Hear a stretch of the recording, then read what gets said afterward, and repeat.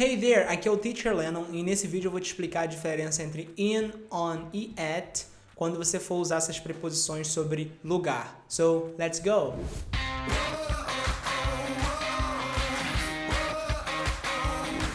Então eu vou te explicar começando com a preposição in, ok?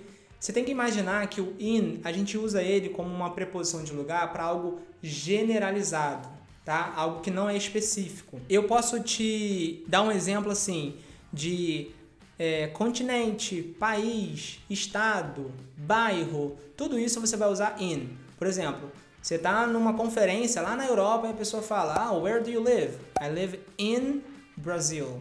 Where in Brazil? In Rio de Janeiro. Where in Rio de Janeiro? In Copacabana.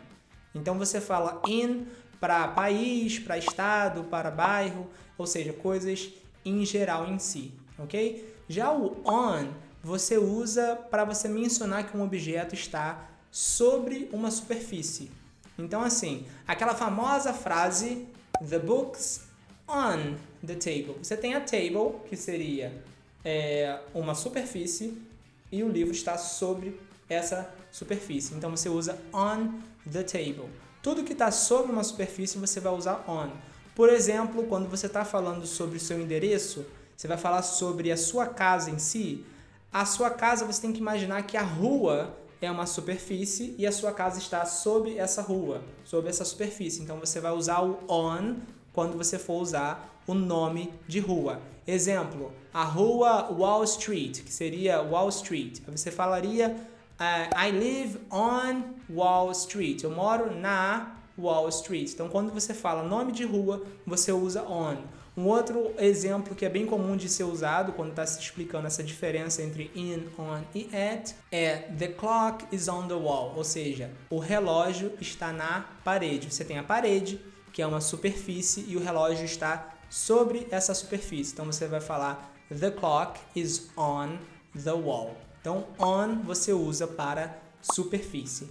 E o at é a preposição mais específica de todas. Vou te dar um exemplo. Se você estiver falando sobre o seu endereço, você falaria o número da rua.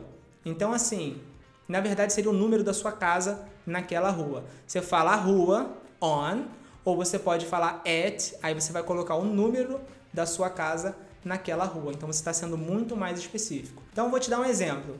Hey, Lan, where do you live? Onde você mora? I live in Brighton. Eu moro em Brighton. I live on Preston Road.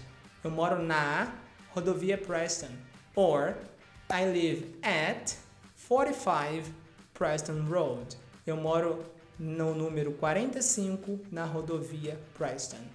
Então, essa é a diferença entre in, on e at. Lembrando, o in é generalizado, o on é numa superfície e o at é algum lugar específico nessa superfície, ok? Espero que tenha ficado claro e te vejo na próxima dica. Take care. See you later.